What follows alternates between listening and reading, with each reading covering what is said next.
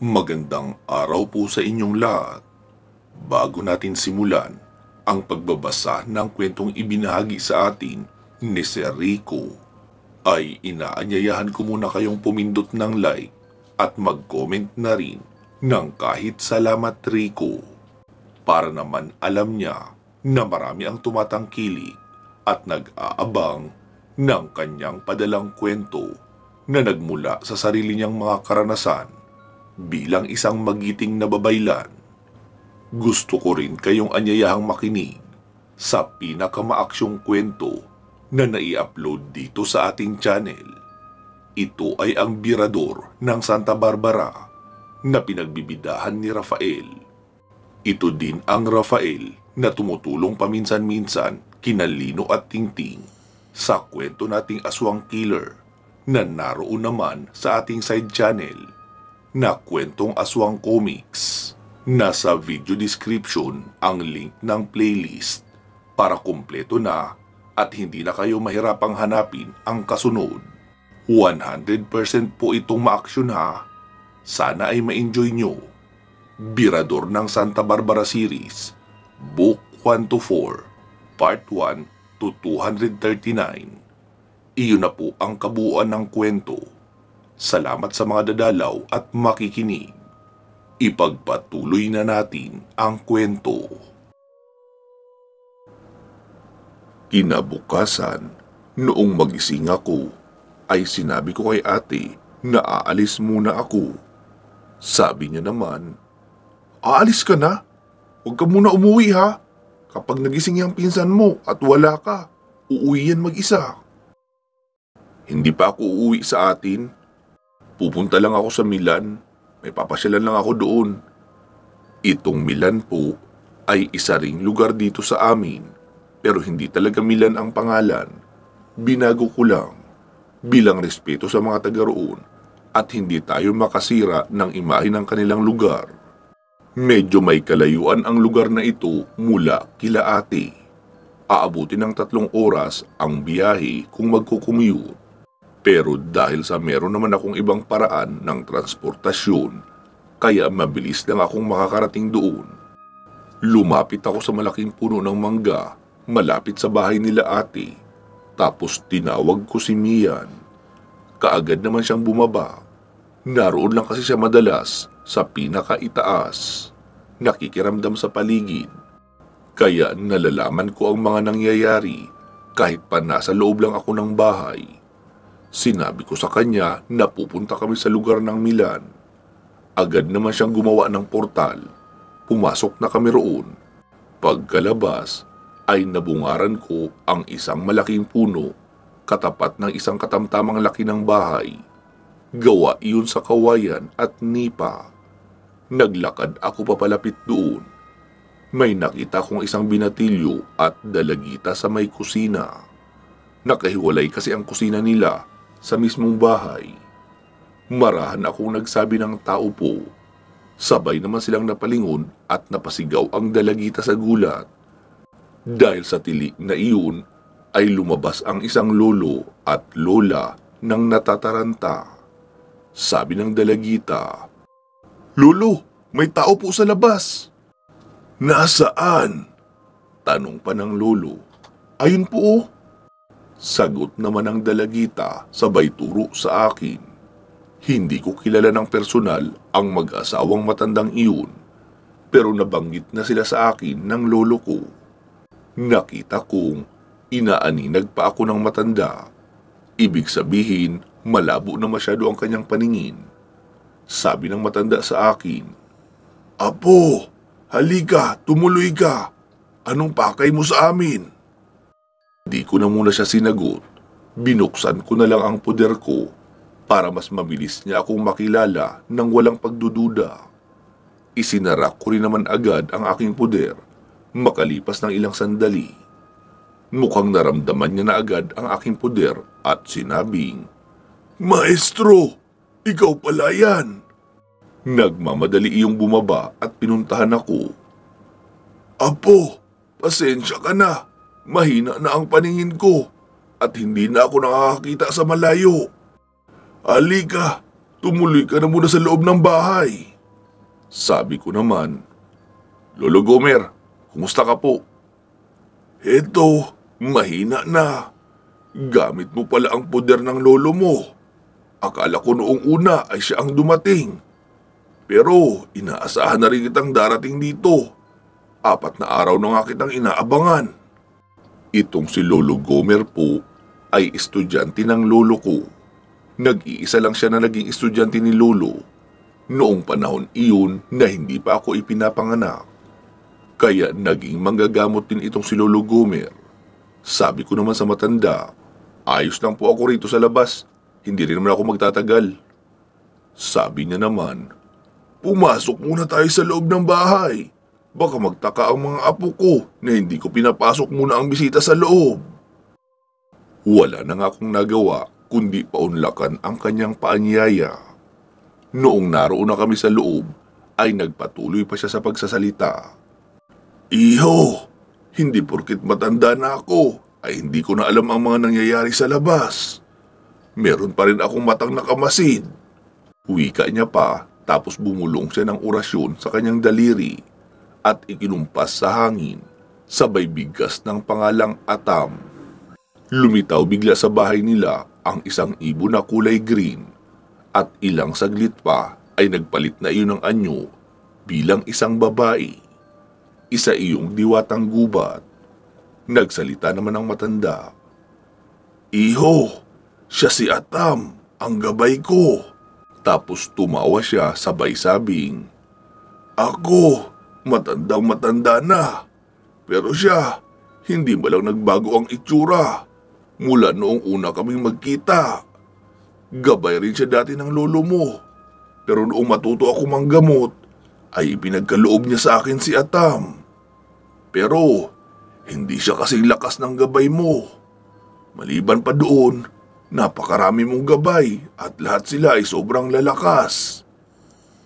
Nagsalita naman iyong matandang babae. Iyo, ikaw pala ang apo ng babaylan na taga-kabilang bayan. Ngayon lang kita nakita. Pero kamukhang-kamukha mo ang iyong lolo. May ipapakiusap sana ako sa iyo. Marami kaming apo at mga anak. Pero inuubos na ng mga kalaban. Ha? Paano pong inuubos? Iniisa-isa nila ang mga anak at apo namin. Una nilang pininsala ay ang panganay kong anak, tapos iyong pangalawa. Ngayon naman ay ang ikatlo na ang pinapahirapan nila. Hindi na sila magamot ng asawa ko dahil masyadong malakas ang mga kalaban. Mga albularyo din sila na mangkukulam. Isinumpa din nila ang lupain namin at nilagyan ng mutya ng itim na pugita. Sumingit naman ang matandang lalaki. Ano ka ba naman? Hindi mo na sana sinabi pa sa kanya ang problema natin. Sumagot naman ang babae. Mauubos na ang mga anak natin. Wala pa rin ba tayong gagawin? Mabuti tayong dalawa ay hindi tinatablan. Ang mga anak natin ang nagdurusa. Kung ano man ang pangalan mo, pakiusap, tulungan mo kami. Nakikita mo ang dalawang batang iyan? Mga anak sila ng panganay kong anak na pinatay ng gabunan na isa ring mangkukulam. Mga hayop sila. Wika pa noon habang umiiyak. Nagulat naman ako noong mabanggit niya ang gabunan na mangkukulam. Ibig sabihin, malakas talaga iyon. Muli kong hinarap ang matandang lalaki. Lo, di ba estudyante ka ni lolo ko? Papaanong hindi mo sila kayang talunin o kahit tapatan man lang? Apo, masyado na akong matanda. Mahina na rin ang paningin at pandinig ko. Paano ko pa sila malalabanan? Hindi na ako kagaya ng dati. Wala rin gustong tumanggap ng mga kakayahan ko kahit isa sa mga anak ko o apo. Hindi ko naman ito pwedeng iiwan sa iyo dahil lahat ng kakayahang meron ako ay galing lang din sa lolo mo at nasa sayo na ngayon ang kakayahan na meron siya. May kapatid akong kagaya ko rin. Tinuruan ko siya noong natuto na akong manggamot. Pero naging mapagmataas siya. Gusto niyang lumamang pa sa akin ang kanyang kakayahan. Gumawa siya ng paraan para mangyari ang kagustuhan niyang iyon. Ang ginawa niya ay binigyan niya ng sakit ang maraming tao sa lugar nila. Tapos siya rin ang gumagamot. Kaya mabilis kumalat sa lugar na merong bagong manggagamot na magaling dahil maraming itong napapagaling na may sakit. Sinisiraan niya rin ako na hindi raw ako magaling na manggagamot. Kaya kaunti lang ang mga nagpapagamot sa akin kumpara sa kanya. Hanggang sa tangkain niyang kalabanin ang lolo mo. Pero hindi naman siya nagtagumpay. Matagal siyang nanahimik at hindi namin alam kung ano ang mga pinaggagawa niya. Pero noong mamatay ang lolo mo, ay muli na naman siyang nagbalik at nanalasa. Una niyang ginawa ay angkinin ang lupaing pag-aari ko. Dahil sa ayoko namang isuko iyon sa kanya, kaya sinimulan niya ang pagpatay sa aking mga anak. Kapag wala na raw ako sa mundong ito, ay wala nang ibang may karapatan pa sa lahat ng pag-aari ko kung wala nang matitirang buhay sa aking mga anak. Kaya otomatikong sa kanya na raw mapupunta lahat ng iyon. Hindi ko nga alam kung anong nangyari sa kanya. Noong una, sa kapangyarihan lang siya naging sugapa. Hindi nagtagal, ay lupain naman ang gusto niyang makamkam. Iyon ang mas lalong nagpalubog sa kanya sa kasamaan. Sige po, Lo, aalis muna ako. Pero babalik po ako. Ang totoo po niyan, sila talaga ang sadya ko dito para banggain ang buong samahan nila. Pero minabuti ko munang magpunta rito para maitanong sa iyo ang mga nangyayari at ipaalam na rin sa iyo. Alam ko kasing kapatid mo yun at baka pati ikaw ay masagasaan ko kapag ginalaban ko siya. At least ngayon, malinaw na sa akin na pati pala sarili mong pamilya ay ginagawa na rin nila ng masama. Sumagot naman ang matanda. Alam ko, iho, na darating ang panahon na pupunta ka rito para supilin ang kasamaan nila. Pero mag-iingat ka sana dahil marami sila na magkakaanib sa paggawa ng masama. Magaling silang gumawa ng paraan para makuha ka nila ng sapilitan. Pero alam kong hindi ka rin nila basta-basta maiisahan dahil may tenga ka sa lupa at may mata ka sa himpapawid. Mahabang litaniya niya pa na ang ibig niyang sabihin ay ang mga gabay ko. May dinukot ako sa bulsa at iniabot sa matanda. Lo, ito, ibigay mo sa mga anak mo. Panangga po iyan para po hindi sila tabla ng gaway at kulam. Pantaboy na rin yan sa mga aswang. Naku, iho, baka mahirapan akong maibigay yan sa kanila dahil hindi sila naniniwala. Sabi ko naman, edi kapag hindi po nila iyan tinanggap, ay mauubos talaga sila. Hindi kayo titigilan ng kapatid mo hanggat may buhay pa sa inyong mga anak. Bigla namang may nagsalita sa malaking boses mula sa labas. Sabi pa noon, anong kabaliwan yan ha? Anong mauubos ang pinagsasabi mo? Buwisit ka! Sino ka ba sa akala mo? Wika pa noon, sabay tulak ng malakas sa akin. Kaya bigla akong napaupo sa upuan sa may likuran ko. Nakita kong 5 lalaki sila na malalaki ang katawan na pumasok. Agad namang tumayo iyong lola at sinabing, mga anak, huwag niyo siyang sasaktan. Wala siyang ginagawang masama sa inyo. Naparito siya para tulungan tayo. Tapos tumingin naman sa akin ang matandang babae. Iyo, pasensya ka na. Mga anak ko sila na mga pamilyado na. Sabi naman noong isang lalaki, mabuti at nag-chat sa akin itong si Bebeng at sinabing may tao raw dito na dumating at kung ano-anong kalokohan ang pinagsasabi sa iyo pa. Totoo ba yon? Tanong pa noon sa kanilang ama. Hindi naman sumagot ang matanda. Ikaw naman, Otoy, nahahawa ka na yata sa kabaliwan nitong ama naming ulyanin at nagsasalita mag-isa. Anong tinuro mo sa kanya, ha? Inawat naman siya ng matanda pero hindi ito nagpapigil sa pagsasalita. Muli pa iyong nagpatuloy sa kanyang mga sinasabi. Nagpapaniwala kayo sa mga ganyang kalokohan? Anong ipamimigay mo sa amin, ha? Kanina pa kami nasa labas, nakikinig sa mga kalokohang pinagsasabi mo. Ito bang garapang maliit na maraming puting bato sa loob at halamang gamot ang sinasabi mo? Basura lang ito. Gusto mo ipalunok ko ito sa'yo? Pagkasabi noong lalaki ay kinuha niya ang garapa, sabay tinaga ng kanyang itak. Pero napanganga silang lahat dahil naputol sa gitna ang itak. Pinagtawanan naman siya ng kanyang mga kapatid at sinabing, "Ano ba yan, tol? Mas matibay pa yata ang botelyang iyan kaysa sa itak mo. Gamitan mo ng bato. Siguradong durog yan." Bumaba ng bahay ang lalaking iyon, tapos pagkabalik ay may dala ng malaking bato. Pinukpok niya ng ilang beses ang garapa, hindi pa rin iyon nababasag. Binulungan ko ng orasyon ang garapa. Hawak na uli kasi iyon ng lalaki habang tinitignan kung bakit hindi nababasag. Bigla iyong nag-init na halos magbaga na sa sobrang init, kaya nabitawan iyon ng lalaki. Sabi ko na lang sa matanda, "Lo, aalis na po ako. Babalik na lang ako sa susunod. Baka mabalian ko pa ng buto ang mga balasubas mong anak eh.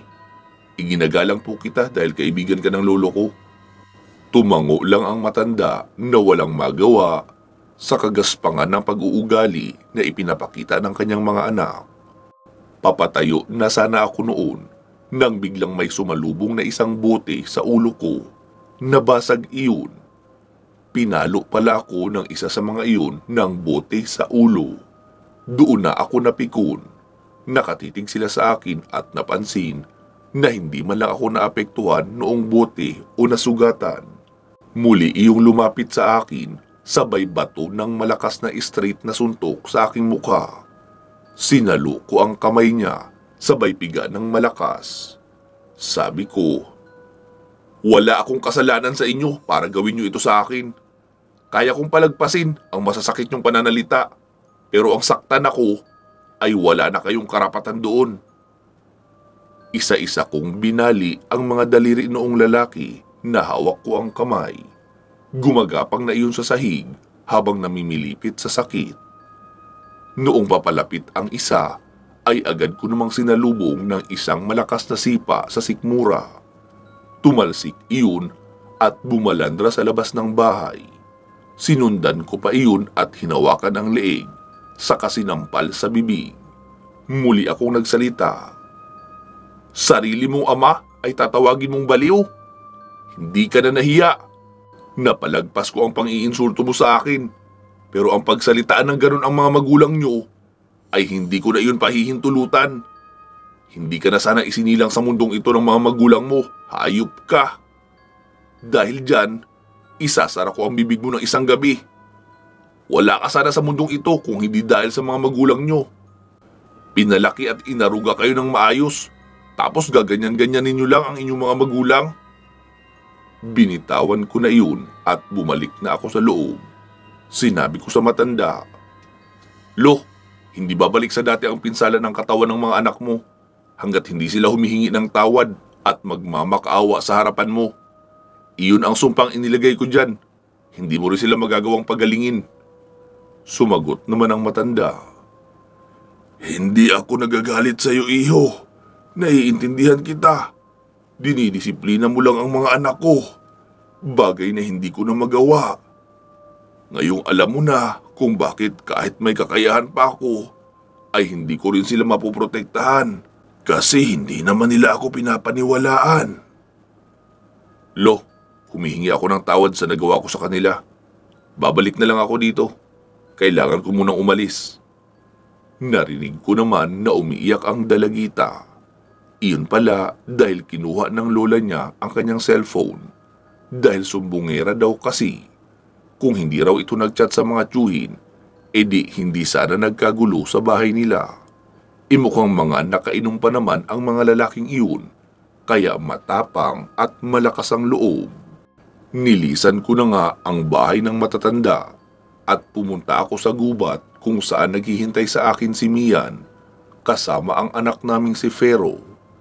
Tumingin naman sa akin si Fero pero nakasimangot. Gusto niya kasi iyong candy na tinatawag na tira-tira, pero hindi ko siya nabilhan. Sinabi ko kay Mian na babalik na muna ako kina ate. Pagkarating ko roon ay sarado na ang bahay nila ate, pero marami pa rin ang nagiinuman sa labas. Pasado 9:00 na kasi noon ng gabi. Pumasok na ako sa bahay. Nakita ko si ate na nakahiga sa mahabang upuan. Tinapik ko naman siya at ginising. Gulat naman siya na halatang naalimpungatan. Sabi ko naman, "Oh, anong nangyari sa'yo, te? Para kang nakakita ng gwapong multo ah. Bakit dito ka nga pala sa sala natulog? Hinihintay kasi kita. Paano ka nakapasok? Inilak ko ang pinto. Kaya nga ako nagulat eh. Dahil alam kong nailak ko naman iyon ng mabuti. Ano ka ba naman, te?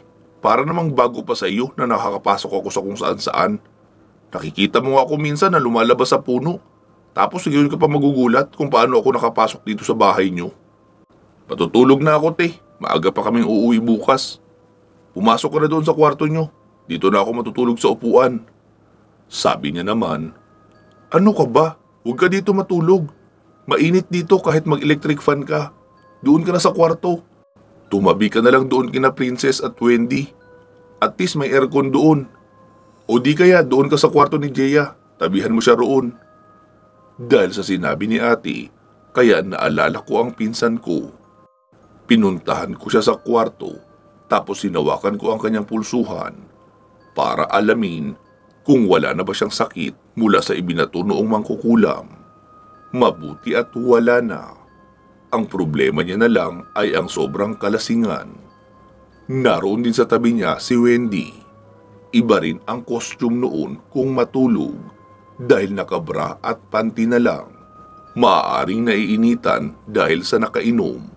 Muli na ako lumabas at nagpunta sa kwarto ng pamangkin ko at doon nakitulog. Kinabukasan, nagising ako noong makarinig ako ng pagkakaingay sa labas. Pagkasilip ko sa bintana ay may nakita akong 2 sasakyan, maliban pa sa 2 sasakyan ni Wendy na nakaparada lang din sa labas. Tapos may lumabas na mga pulis. Naroon na rin si Wendy sa labas. May kausap siyang isang matabang lalaki. Kaya lumabas na rin ako para alamin kung ano ang problema. Noong makita ko ni Wendy, ay agad naman siyang lumapit sa akin. Sabi ko naman, "Oh, anong meron? Bakit may mga pulis?" "May natagpuan daw ginang na wala ng buhay sa unahan. Parang nilunod daw sa lubugan ng kalabaw eh."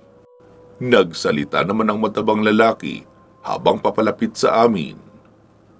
"Iyo, may nakapagsabing mga taga rito na ikaw ang huli nilang nakita, nakausap ng babaeng iyon kagabi. Kaya isa ka sa suspect namin, lalo at hindi ka taga rito. Iha, huwag kang lalapit sa taong yan, hindi mo siya kilala." Nagsalita naman si Wendy. "Chong, mali ka nang iniisip. Huwag mo siyang pagbibintangan, baka hindi mo kilala kung sino siya." Tapos tumingin sa akin si Wendy. "B, kapatid siya ni Daddy. Siya ang hepe ng pulis dito." Muli namang nagsalita ang matabang lalaking iyon. "Malalaman natin kung inosente nga ang lalaking iyan. Dahil kung hindi, hindi ka naaabot sa kulungan." Sinagot ko naman siya. "Bakit? Dahil isasalvage nyo na ako? Hindi pa nga napapatunayan na may kasalanan? Sinisentensyahan nyo na agad ng kamatayan? Ako ang huwag nyong gagalitin dahil may kalalagyan kayo sa akin. Kahit pa buong squad ng presinto ang dalhin nyo, hindi ko kayo sasantuhin kapag napatunayan kong gumagawa kayo ng masama at hindi ipinapatupad ng tama ang tungkulin nyo. Iginagalang ko ang kapulisan, pero hindi ang kagaya mo. Alam ko ang pagkatao mo." Huwika ko pa sa matabang lalaking iyon. Dahil sa mga sinabi ko, ay biglang namula ang litsyon. Ay ang mukha pala noong matabang lalaking iyon, nahalatang nagagalit na. Mabilis niyang binunot ang kanyang baril, sabay tutok sa akin, at mabilis na kinalabit ng ilang beses, pero hindi iyon pumutok. Sabi ko naman, "Plastic yata yung gamit mong baril ah. Ayaw pumutok eh. Mas bagay sa iyo ang tirador bilang armas." May dumating naman na 2 lalaki at inawat ang pulis na iyon.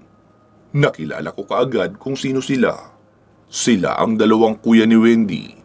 Sabi pa noong matabang pulis, natuturuan niya raw ako ng leksyon dahil bastos raw ako. Noong mailayo na nila ang baboy na iyon sa akin, ay sinabi ko kay Wendy, "Wendy, wag mo na ako tatawaging B. Pwede namang pangalan ko o di kaya kuya na lang dahil mas matanda naman ako sa'yo. Baka isipin ng mga makakarinig na magjowa tayo dahil tinatawag mo akong B." Sabi niya naman, "Hindi nga tayo magjowa, pero gusto ko eh. Mula noong may nangyaring trahedya sa akin, takot na ako mapalapit sa kahit sinong lalaki, maliban sa'yo. Ilang buwan rin ako naghirap noon. Mabuti na nga lang at may kapatid si Erica na babaylan. Kaya natulungan mo ako. Huwag mo nang pansinin iyong ginawa ni Tito. Mayabang talaga yun. Hindi ka sila magkasundo ni Daddy eh. Pero dahil sa magkapatid, kaya pinagpapasensyahan na lang din." Tapos nakita ko ang daddy ni Wendy na papalapit sa amin, kasama ang dalawa niyang anak na lalaki.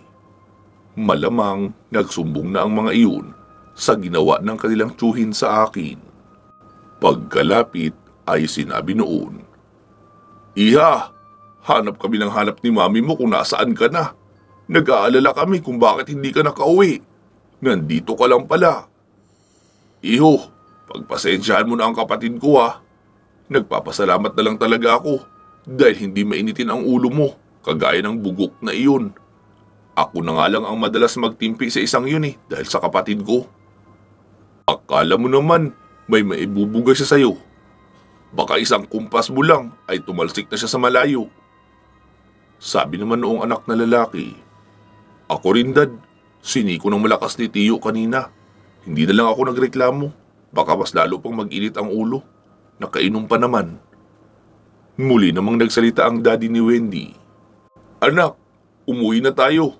Alalang-alala na si mami mo kakahanap sa iyo. Hindi ka bala kasi nagpasabi na dito ka matutulog? Bakit kasi hindi na lang kayo doon sa bahay nagparty? Open naman ang bahay natin para sa party, di ba? Lalo na para dito kay Rico." Sabi ko naman, Sir, kaya nga po hindi ako nagpapakita sa inyo eh. Dahil nahihirapan ako makatanggi kapag pinapapunta niyo ako sa bahay niyo." Tumawa naman iyon, tapos muling naging seryoso ang mukha. "Siya nga pala iho, balita ko may natagpo ang patay malapit dito. Alam kong alam mo kung ano o kung sino ang may gawa noon." Sabi ko naman, "Opo, tama kayo. Alam ko nga. Kawawa nga ang babaeng iyon eh. Kung kailan nagbago, saka naman siya pinatay. Isa po siyang mangkukulam at marami na siyang nabibiktima. Tinulungan ko siya kagabi na magbagong buhay. Inalis ko sa kanya ang kakayahan niya na makapangkulam. Kaso mukhang natunugan agad ng mga kaanak ng naging biktima niya na wala na siyang kapangyarihan. Kaya ginantihan siya agad. Wala kayong makikitang sugat sa katawan noon dahil ginamitan lang siya ng manipis na alambre. Itinusok diretso sa kanyang puso. Yun ang ikinamatay niya." Nagulat naman siya at napatingin sa akin. "Paano mo nalaman? Narito ka lang naman at mukhang kagigising mo lang din." "Di ba po sir, ikaw na rin mismo ang nagsabi dati na may nakita kang babaeng tumutulong sa akin na may mahabang tenga noong ginamot ko ang anak mo. Siya ang nagsasabi sa akin ng mga nangyayari sa kapaligiran. Kaya alam ko ang mga nangyayari kahit nasa loob lang ako ng bahay." Ganun ba iho? Bakit nga pala hindi ka muna pumunta sa bahay?" "Pasensya ka na sir, gustuhin ko mang pumasyal sa inyo. Hindi ko naman mahanapan ng bakanting oras dahil sa dami ng aking mga gawain at pinupuntahang mga lugar na mas nangangailangan ng tulong ko. Pansamantala po muna nating puputulin dito ang ating kwento dahil hanggang dito pa lang din naman po ang natatanggap ko. Bago natin tapusin ang video, ay pasalamatan muna natin si Sir Rico sa walang sawa niyang pagpapadala sa atin ng kanyang mga karanasan sa kabila ng pagiging abala niya sa kanyang obligasyon bilang isang babaylan. Hindi niya pa rin tayo nakakalimutan. Kaya mula sa akin at sa lahat ng tagapakinig ng katotohanan at misteryo, maraming salamat sa iyo, Bay Rico. Magsama-sama tayong muli sa mga paparating pa nakasunod. Bago po natin tapusin ang videong ito, ay bigyan muna natin ng daan ang ating mga announcement, shoutout at pasasalamat. Gusto ko po munang ipaalam sa lahat na iyong mga kwento nating mahahaba o series ay meron pong playlist. Minsan po kasi mahirap hanapin ang kasunod na part, lalo at paiba-iba ang design ng cover at hindi rin magkakasunod na araw ang pag-a-upload. Meron pong playlist ha, iyong Aswang Killer, mga kwento ni Babaylang Rico, Lagim at Teknolohiya ni Exie, Birador na pinagbibidahan ni Rafael. Siya nga po pala, ang karugtong ng Birador ay iyong kwentong Bangkilanon Hunters. May playlist na rin po ang Revolusyon. Sana ay masubaybayan nyo rin iyon. Bukwan lang iyon ha, at wala ng karugtong. Ang dulo noon ay part 59 lang, wala ng kasunod. Ibig sabihin, malapit na ang pagtatapos noon.